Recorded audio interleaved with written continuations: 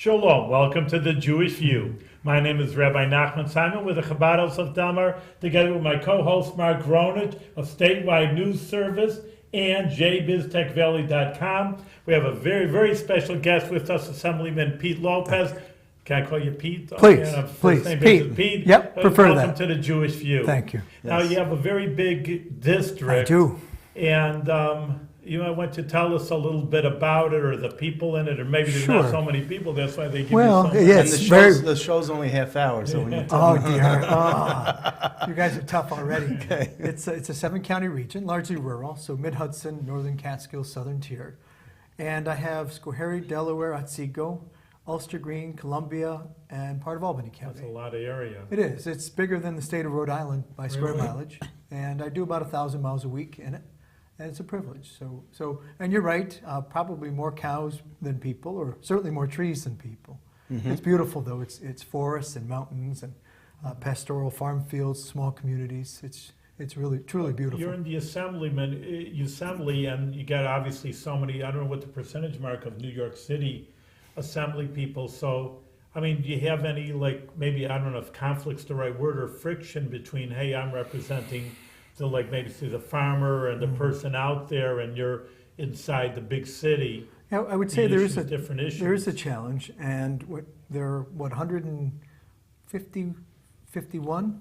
150 assembly members. So when you think about that, and there's like 106 Democrats. Right. So 150 assembly members. So when you think about this, Assembly District 1 begins on Long Island. And you don't break 100 until you get past Westchester. So 100 in that greater metropolitan area. Then you add inner city Buffalo, Rochester, Syracuse. The number of those representing rural areas is small. But by population, there are roughly 2.5 million people living in our rural areas by state definition.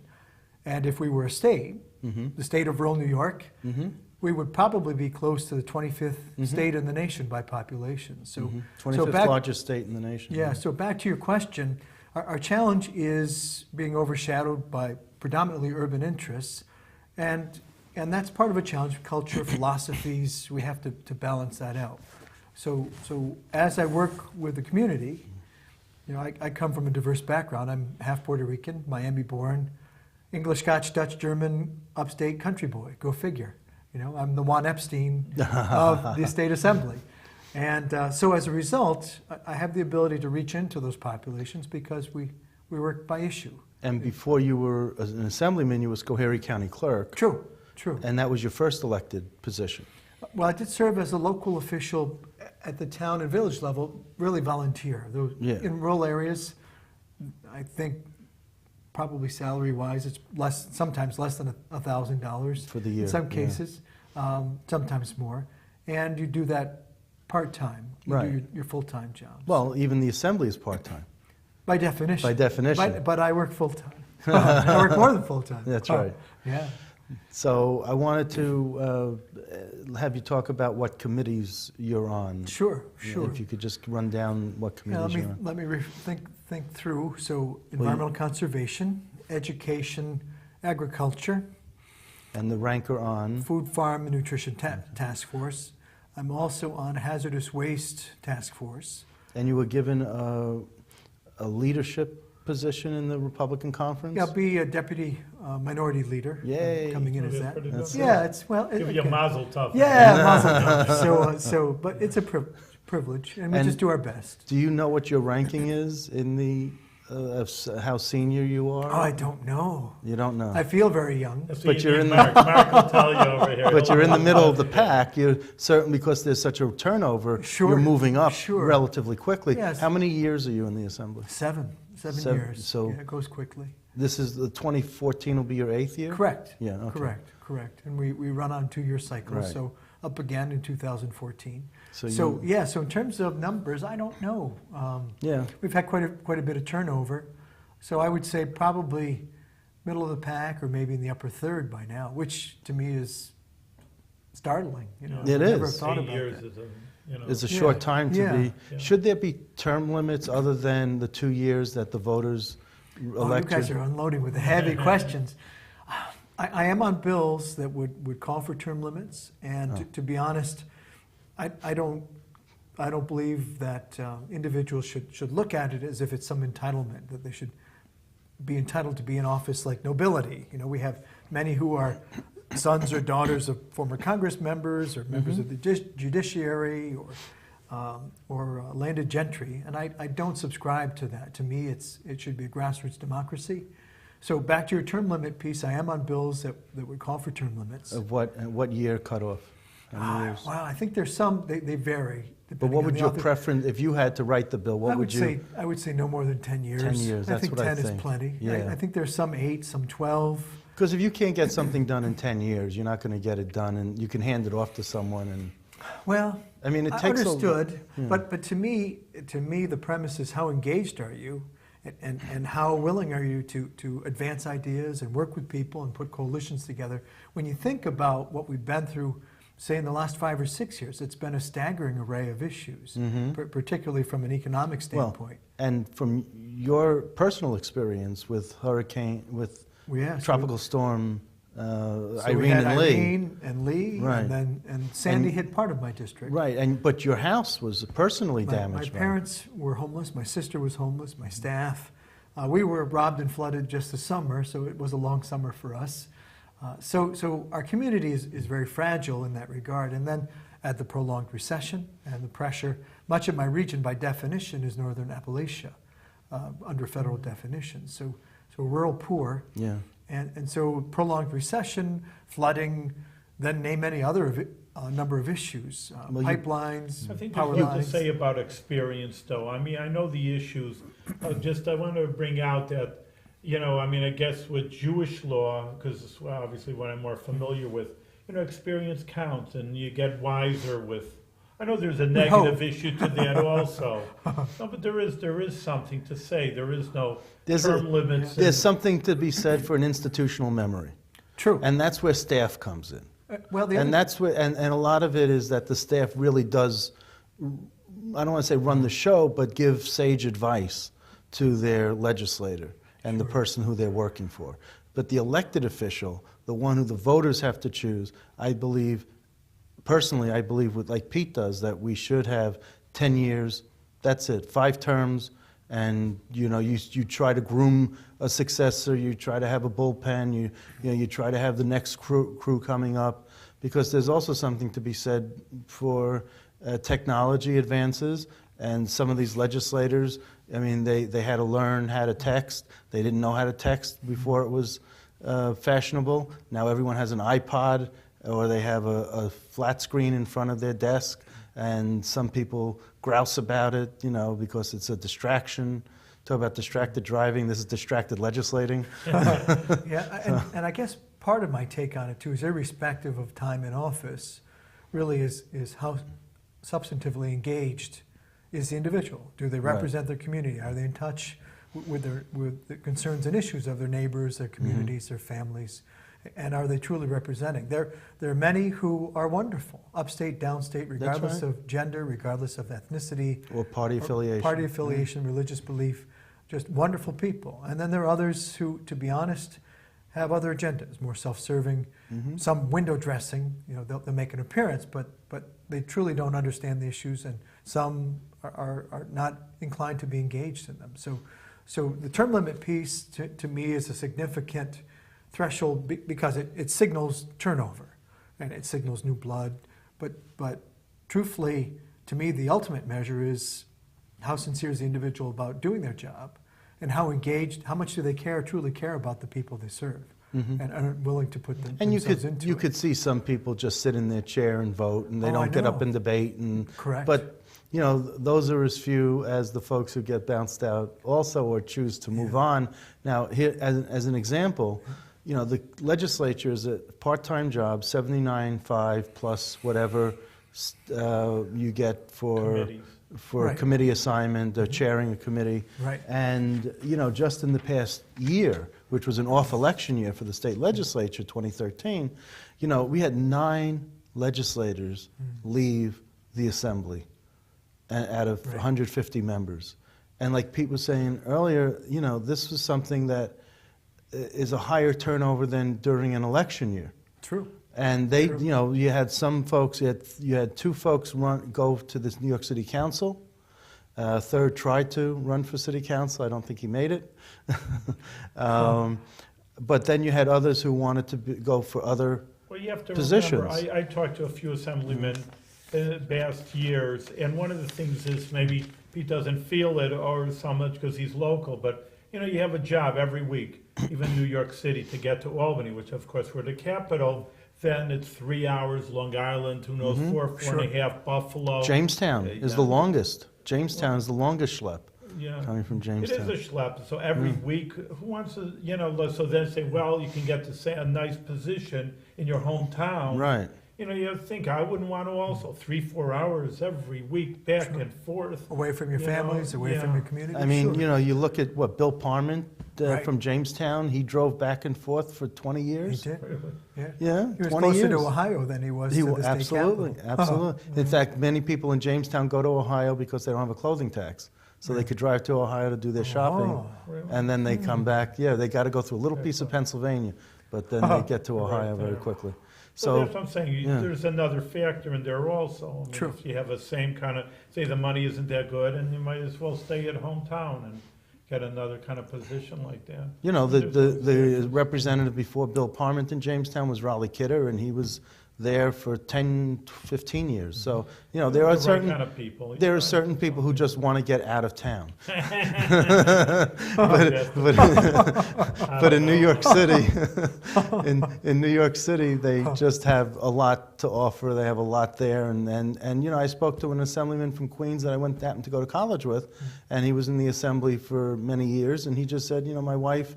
We just had another kid. My wife wants me home more. And he went and ran for the city council, and his brother ran for his assembly seat, and they switched seats. Wow. City council and the assembly. You know who it is. Yeah.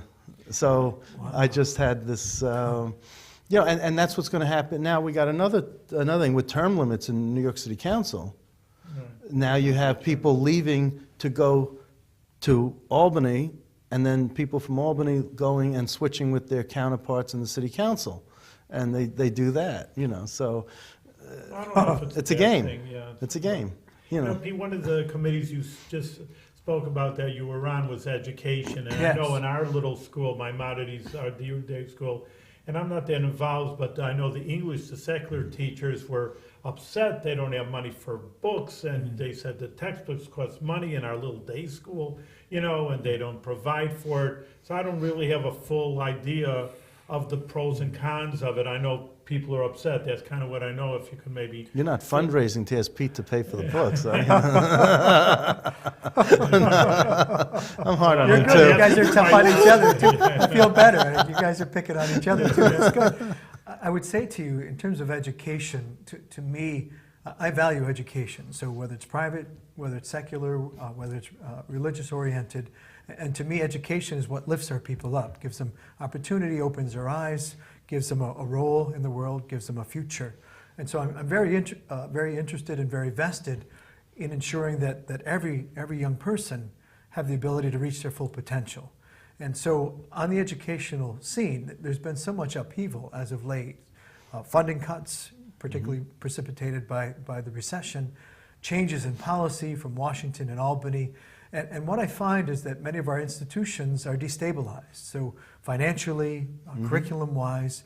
So most recently, the latest uproar has been over the Race to the Top funds, which has included teacher evaluations, the APPR they call it, the charter school enlargement, the Common Core, yeah. which has been the most recent, really was the summer sleeper, so to speak. And what are your thoughts? I mean, you've been to these hearings that have been held by yes. the Education Commissioner and the Chancellor and the Regent for this area. So, you've heard the complaints. Yeah. But is there anything that could really be done at this point? Oh, absolutely there is. And when you think about it, we'll use Common Core as the focus.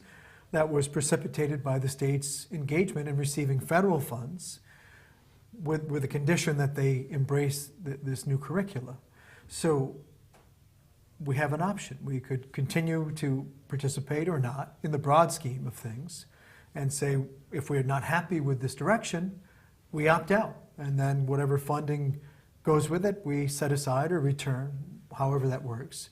The alternative is to look at the Common Core itself, which has many facets to it, and begin to dissect it. For example, one of the most offensive is a requirement that personal data, individual data, names and birthdays, social security numbers, be uploaded to a cloud, to the cloud, so to speak, and to be provided to third-party contractors who we Independent understand, contractors who have no business having that and information. who will take that private information, personal information, and then use it to market and use it to develop products. And so in that mix, in the Common Core, very offensive, there has to be an immediate stop. We have to immediately force them to eliminate that provision. Well, that's interesting. I didn't realize that, but Yeah. I hear In Bloom, it's funded by the Gates Foundation and other philanthropic groups and other organizations. And I hear like parents saying, "Oh, my child comes home crying," and you hear all these sob stories. And I just feel like if we went to the dumbing down in the lowest common denominator, so these kids didn't come home crying, where would we be? Well, there's, I mean, we're kind of stretching there's the a intellectual. Logic. There's a logic to it, but part of the issue is, in terms of the curriculum, what's happened is that it's such a massive change in the teaching style. And the best analogy we've heard from those in the field is that we're trying to fly the airplane as we're building it. Oh. So changes in vocabulary, changes in focus, changes in methodology. So when you're doing math, you're not subtracting, you're digesting numbers. So even changes in the verbiage. And what we've heard in Common Core is that much of the text content is not age appropriate. Well, that I heard, yes. We've also heard concerns that when a student takes a test, overly subscribing to testing methodologies, that parents and teachers are not able to access the test data for their own individual child or student. But it's also something where these are optional. The school district has the option as to whether to determine, the school board, I guess. Well, here's something I think we all would agree with, is certainly in any educational setting, we want to maximize parental consent and parental involvement and parental engagement. Okay. I think we do. I guess we do. I do. Okay. You know, if I'm a parent. I'm not sure the parents are, to in the all extent- the well, to the especially in New extent York that City, the parents are not very involved and engaged. Well, to the extent that we're vested in the content and invested in some of the direction that our schools may be heading in. So there may be issues or direction that we don't subscribe to. And in many cases, they may be driven by cultural or religious beliefs. Now, I look at it this way. You follow what I'm saying? I look at it that there's a triangle. Yes. And it's P plus P plus P. Parents, professionals, and peers. Okay. Parents, professionals, and peers. Sure. And the weakest link is the downfall of the child. If all three links are strong, you will have a strong, a well-educated student. But if he gets in with the wrong crowd, his peers, he's going to sink. If he gets a bad teacher who's lazy, he's going to sink. And if he doesn't have the right parents to be able to teach him and help him and boost him on the times that he's not in school, then he's going to sink. So you got to have the peers, professionals, and parents in there. So and that's why I look at it. Let me go back to the curriculum. So embedded in this package of Common Core are elements that I feel are impediments. If a student, a parent, or a teacher is not able to look at the specific scoring and the student's performance on a test, how does that professional, how does that parent target their energies to strengthen the student in areas where the student is underperforming? So to me, that's counterintuitive.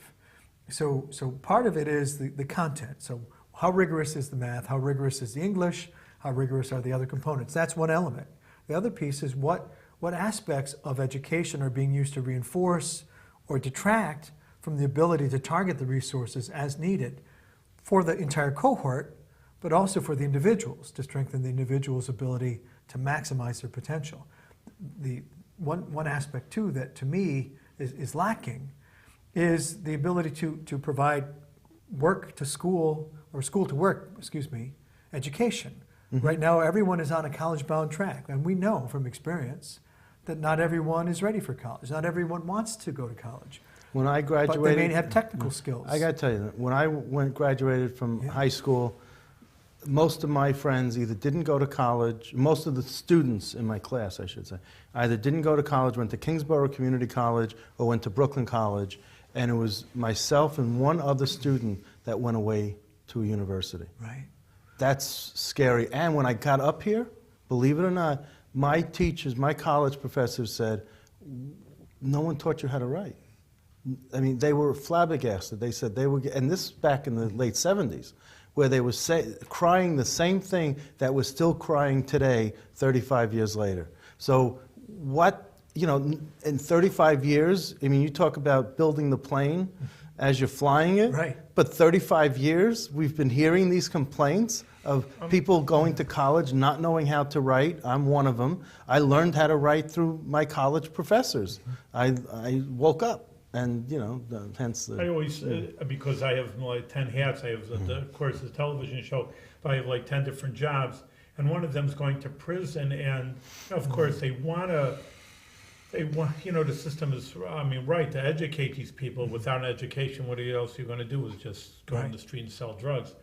But on the other hand, it's like what you say, and then I see them, because the religious section is in they call it the education wing in prison, so it's the classrooms and the religion. So I see what they're teaching, and I says, you know, these kids just don't need algebra, geometry, you know, the cosine and this sign and the tangent. Sure. You got to have, you know, and they're They talking need these addition and subtraction, multiplication. And like you say, these kids aren't ready. But if you No, but if you go ahead and you relate it to them, they know the metric system because they know grams of cocaine and they know grams and they know grams of heroin and I'm serious. I mean they know this stuff cold. So but, let's go back to the mathematics. So Yeah. now it's applied mathematics where they can put it into a job skill. Maybe Right. it's working on some sort of machinery. Maybe it's working on doing a CAD CAM system. You know, so taking the skill set. So some students are very tactile.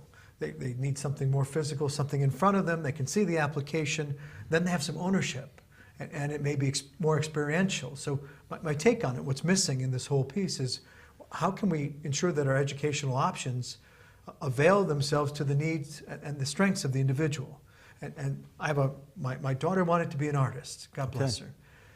Four colleges, short break, working, another college, and only has a 2-year degree. She's going to go into the armed services and develop some more technical skills. And in her case, the issue is how employable will she be if she doesn't have the right skill set? One of her peers had gone into electrical work and pursued study at Hudson Valley, and now is a lineman for National Grid, making $50,000 a year. which isn't to really start. a great salary. To but start. it's to start, you know. When you have many who are unemployed and are working close to minimum wage. Let me just move on to another Sure. topic because I just want to get in. Is that okay? Yeah, Reverend? fine, because we're going to be running out of You're the time. ranker of the farm. And I'd love to come back again. You So let will. me know. You will. You will. Love to. We always have room. You're the ranker on Food, Farm, and Nutrition Task Force. Yes, You yes. recently had a hearing. What did you learn? What were the concerns? What, in a nutshell, what did people come and talk to you about? My sense is that there's a shared interest, increasing interest in agriculture, and particularly and we have two dialects. So we have one constituency that talks about agriculture in terms of economic multipliers and dollars generated at the farm gate and unit productivity. So that's one culture. Another culture talks about safe food, local food, carbon footprint, 100-mile diet. And what I find is they're speaking the same language, just different dialects. The common denominator, back to your earlier phrase, is the family farm. So what I learned from that is that there's intense focus and a desire because of these value sets and the importance placed on these two philosophies to come together and try to do something that strengthens agriculture, i.e. family farms. So the public hearing was an eye-opener because it shows me that there's an ability to reach back into the inner cities, reach back into the suburbs, and develop coalitions Okay. that will be driven to support family farms. And that was my biggest takeaway from that hearing. And that's how I'm going to approach it. And what was the subhead? What was the title of the hearing? What were you trying to? Yeah, it was get- it was focused. It was family farm focused. So family farm, okay. And- Now, do you didn't get into industrial like Chobani or anything like It that? did come up. Oh, it did. come up, and so part of that premise is how do we grow the industry? So part of it is providing greater opportunity for our products, raw production, to receive value-added processing, create more jobs, create more wealth in the community, create more opportunity. So the Chobanis came up in that regard. The other piece, though, that came up in the Chobani discussion was ensuring that the price paid to the farmer is Right. sufficient Yeah. to keep the family in operation But and that's- encourage additional investment. Again, so that was a weakness that that's came a up. 30-year weakness. I mean, that's come up every time I go to a Farm Bureau Sure. conference. I mean, that's something. Oh, he sounds like a cynical old jaded son of a gun over here. He does. Farm But here's- safety. Yeah, but and, here's my take yeah, on that. yeah. Is you're absolutely right, and the dialogue in Albany tends to be cyclical. But the question is, we're seeing this come back to us. But what do we do about it? So clearly, farmers continue to age. Agriculture continues to decline. So we're seeing 30 years of decline. So the question is, when, as a community, do we step in and make a meaningful change in taxation policy, in regulation, in marketing, in giving? We had So- a big problem with milk for a while in the I love this guy. He in the kills me. 80s and 90s. We had a problem with milk. Yes. And the farmers not getting the price for milk that they had wanted or that they should be getting. Right. So they started cooperatives. Sure. And over multi-states. Vermont also came into the New York cooperative, and it was multi-state. It was like a New England cooperative. So, I'm just thinking that we had a resolution to that. I don't hear the crying so much from the dairy farmers. It's there. But it's not as Here- loud here are the challenges. as, oh my gosh, we got all these Take cows. this young man to school on agriculture Yeah, policy. right. So here are the challenges: increased globalization, Yeah. increased processing of milk products, which are being used in much of our food sources. So not in kosher, but in non-kosher foods in particular. Milk protein substitutes, things coming from China, dairy cartels that are now global. And our farmers are price takers. So here we are importing much of the food and fiber that we rely on in New York State. And we see the decline of agriculture still in this community. So the premise is many of these co-ops have been co-opted. I know you'd like that. Yeah, I I did. threw that at you. That was good. They've been co-opted by larger global cartels Right. who are driving price and production out of New York. Right. So our challenge is within this 30-year view that you highlighted is what are the changes? What are the changes in technology? What are the changes in marketing? What are the changes in competitive forces at work? And how are we responding to give people what they want, which is local, wholesome food produced by our family farms? Well, So it gives us a new reason for engagement. Well, absent term limits, 30 years from now, I want you to come back. It's got to be sooner than that. It's got to be sooner than that. And we And want I'll to give bring you- this up again in 30 years. So No, just as a close. Yeah, because I have... So back to dairy farms. Yes. So as I talk to these people about Chobani and milk price, which now fluctuates greatly because we don't Okay. have a floor, the subsidies have been removed at the federal level. So wild fluctuations. I said to a family in Walton, Delaware County, geez, we're so eager to keep your family farm going. And the woman said, we'd like our daughter to continue in farming, but we're telling her no. Uh-huh. And by the way, we're going school shopping at the Salvation Army. So is that the standard of life that we want for our family Wow. farms, who we value? It's at that level. Well, here's an assemblyman told me this story. He said, when you think of New York State, most people think of New York State, they think of the skyscrapers, the bright lights on Broadway, and the Statue of Liberty. He says, let me tell you what the real New York State is. The silos are our skyscrapers, the bright lights in the milking barn at 5 a.m. are the bright lights of New York, and the liberty to farm one's own land is the liberty of New York State. That And was I good. just thought that was a beautiful That thing, is and I've been beautiful. saying that for 30 years, but it's just incredible. So I just I do love agriculture in the state. It is a passion of mine. The family farm needs to exist, and I see that, and I'm glad that you're in there, keeping an eye on everything and making sure that could happen. So thank you for that, because we need that. We need more help. So anyway. Well, Pete, we just want to give you the blessing that you should continue doing the good work and sticking up for the people of New York. And I don't know what Mark with his term limits, but we should give you a long, successful career. Thank you, Rebbe. Okay, thank you for coming. My pleasure. Thank you.